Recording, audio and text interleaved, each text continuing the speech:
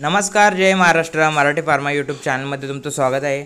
चॅनलवरती नवीन असाल तर चॅनलला सबस्क्राईब करायला विसरू नका आणि अशाच प्रकारच्या नवीन जॉब अपडेट्सची माहिती तुमच्यापर्यंत सर्वात प्रथम पोहोचावी यासाठी चॅनलला सबस्क्राईब करून ठेवा, जेणेकरून तुम्हाला जे काही जाहिरात आहे ती सर्वात प्रथम बघायला मिळून जाईल. तर मित्रांनो, national institute of technology Goa यांच्याकडून एक जाहिरात प्रसिद्ध करण्यात आली आहे. काय आहे जाहिरात, कोणते पदं असणार आहेत, काय लागणारी पात्रता, सर्व डिटेल माहिती आज या व्हिडिओमध्ये आपण बघणार आहोत. तर मित्रांनो, ह्या वॅकन्सीसाठी ऑल इंडियाचे कॅन्डिडेट्स हे एलिजिबल राहणार आहे. म्हणजे तुम्ही महाराष्ट्रातून असाल तर ह्यासाठी अर्ज करू शकता. तर आता ह्यासाठी त्यांनी इथे name of the post mention केले आहे. म्हणजेच ग्रुप 1 पोझिशन, त्याचबरोबर ग्रुप बी पोझिशन आणि ग्रुप सी पोझिशन, अशा 3 पोझिशनसाठी इथे वॅकन्सी असणार आहे. पहिलं जे पद असणार आहे ते असणार आहे assistant registrar. Number of vacancy 1 राहणार आहे. एज लिमिट असणार आहे 35 इयर. त्याचबरोबर दुसरं जे पद आहे ते असणार आहे assistant librarian. Number of vacancy 1 राहणार आहे. Age limit 35 year. त्याचबरोबर तिसरं जे पद आहे ते आहे student activity and sports officer SAS. यासाठी नंबर ऑफ वॅकन्सीसुद्धा 1 राहणार आहे. Age limit same 35 year. त्याचबरोबर एक्झिक्युटिव्ह इंजिनियर यासाठी सुद्धा वॅकन्सी असणार आहे. नंबर ऑफ वॅकन्सी 1 राहणार आहे. एज लिमिट 35 इयर्सचे एज लिमिट असणार आहे. ज्या काही ग्रुप बीच्या पोझिशन असणार आहे त्यामध्ये पहिलं जे पद आहे ते आहे technical assistant. Number of vacancy 4 राहणार आहे. Age limit 30 years. त्याचबरोबर दुसरं जे पद असणार आहे ते असणार आहे सुपरिटेंडंट. पे लेवल इथे सगळ्या पोस्टसाठी पे लेवल त्यांनी डिफरंट असणार आहे आणि तो मेन्शन केलेला आहे. त्याचबरोबर नंबर ऑफ वॅकन्सी 1 राहणार आहे आणि एज लिमिट 30 इयर्स. त्याचबरोबर ज्युनियर इंजिनियर यासाठी सुद्धा वॅकन्सी असणार आहे. नंबर ऑफ वॅकन्सी 2 राहणार आहे आणि एज लिमिट 30 इयर्सची असणार आहे. ग्रुप सीच्या जे काही पोझिशन असणार आहे त्यासाठी टेक्निशियन यासाठी नंबर ऑफ वॅकन्सी 3 आणि 27 इयर्स एज लिमिट राहणार आहे. सिनियर टेक्निशियन त्यासाठी पण 4 वॅकन्सी आणि 32 इयर्सचं एज लिमिट. त्याचबरोबर सिनियर असिस्टंट यासाठी 1 वॅकन्सी राहणार आहे. 33 इयर्सचं एज लिमिट इथे असणार आहे.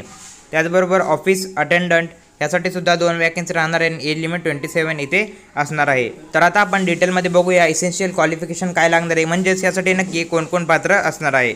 तर पहिलं जे पद आहे ते आहे असिस्टंट रजिस्ट्रार. त्यासाठी एज लिमिट 35 इयरची असणार आहे आणि क्वालिफिकेशन लागणार आहे masters degree in any discipline. म्हणजे मास्टर डिग्री तुमची झाली असेल विथ ॲटलिस्ट 55%. तुम्हाला मास्टर डिग्रीमध्ये 55% मार्क्स असणं गरजेचं इथे असणार आहे. त्याचबरोबर इथे काही डिझायर क्वालिफिकेशन दिले आहे. हे तुमचे नसेल तरीसुद्धा चालणार आहे, असेल तर तुम्हाला प्रेफरन्स दिला जाणार आहे. त्यानंतर दुसरं जे पद आहे ते आहे असिस्टंट लायब्ररियन. त्यासाठी तुम्हाला क्वालिफिकेशन काय लागणार आहे, क्वालिफिकेशनमध्ये मेन्शन केलं आहे masters degree in library science किंवा इन्फॉर्मेशन सायन्स. हे जर तुमचं झालं असेल ॲटलिस्ट 60%नी तर तुम्ही इथे पात्र राहणार आहात. त्याचबरोबर तिसरं जे पद आहे ते आहे student activity and sport officer. त्यासाठी क्वालिफिकेशन काय लागणार आहे, क्वालिफिकेशनमध्ये मेन्शन केले आहे masters degree in physical education और masters degree in sports science. हे तुम्हाला क्वालिफिकेशन ते लागणार आहे. ॲटलिस्ट 60%नी क्वालिफाय इथे असणे गरजेचे असणार आहे. त्यानंतर तिसरं जे पद आहे ते आहे एक्झिक्युटिव्ह इंजिनियर. त्यासाठी क्वालिफिकेशन काय लागणार आहे, तर क्वालिफिकेशनमध्ये मेन्शन केले आहे BE/BTech इन सिव्हिल और electrical engineering with at least first क्लासने जर तुम्ही पास असाल तर तुम्ही यासाठी पात्र असणार आहात. त्यानंतर टेक्निकल असिस्टंट ह्यासाठी सुद्धा वॅकन्सी असणार आहे. त्यासाठी क्वालिफिकेशन लागणार आहे फर्स्ट क्लास और इक्विव्हॅलंट ग्रेड इन BE/BTech. त्यानंतर सुपरिटेंडंट या पदासाठी क्वालिफिकेशन लागणार आहे first class bachelor degree in any discipline किंवा master degree in any discipline असेल तरीसुद्धा तुम्ही इथे पात्र असणार आहात. त्यानंतर ज्युनियर इंजिनिअरिंगसाठी ह्यासाठी क्वालिफिकेशन लागणार आहे फर्स्ट क्लास BE/BTech हे क्वालिफिकेशन लागणार आहे. त्यानंतर टेक्निशियन या पदासाठी क्वालिफिकेशन लागणार आहे सिनियर सेकंडरी 10+2. म्हणजे जर 12वी तुमची झाली असेल तर तुम्ही इथे पात्र असणार आहात. त्याचबरोबर तुम्हाला ॲटलिस्ट 60% इथे लागणार आहे.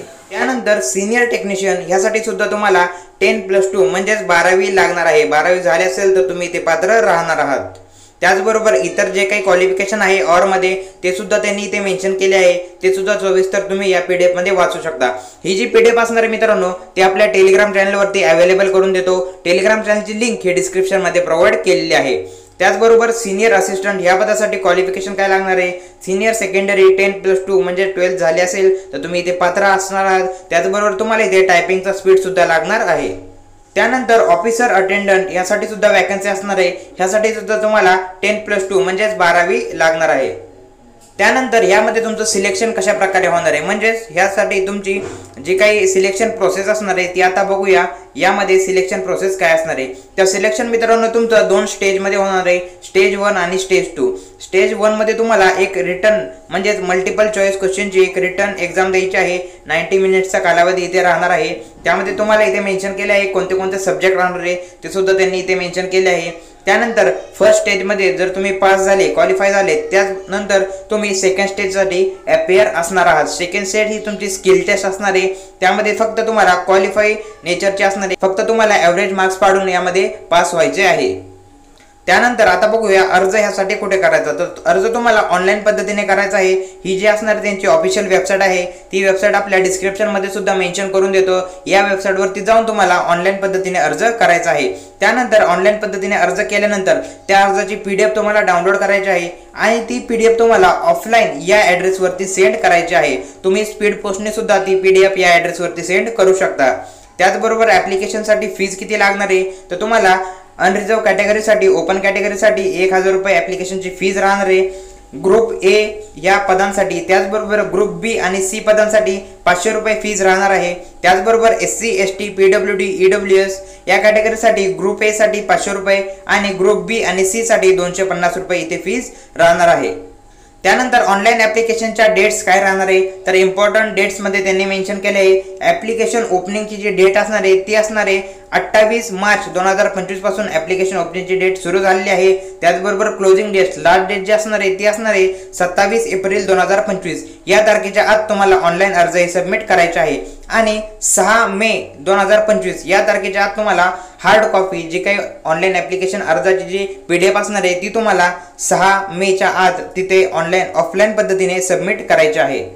तुम्हाला अर्जामध्ये काही जरी प्रॉब्लेम आला तर इथे त्यांनी ID मेन्शन केले आहे, इथे तुम्ही कॉन्टॅक्ट करू शकता. अशा प्रकारे ही सर्व डिटेल जाहिरात आज आपण बघितली आहे. या जाहिरातीबद्दल तुम्हाला काही डाऊट असेल तर कमेंट सेक्शनमध्ये नक्की कमेंट करा आणि अशाच प्रकारच्या नवीन जॉब अपडेटची माहिती तुमच्यापर्यंत सर्वात प्रथम पोहोचावी यासाठी चॅनलला मात्र सबस्क्राईब करायला विसरू नका. भेटूया पुढच्या व्हिडिओमध्ये.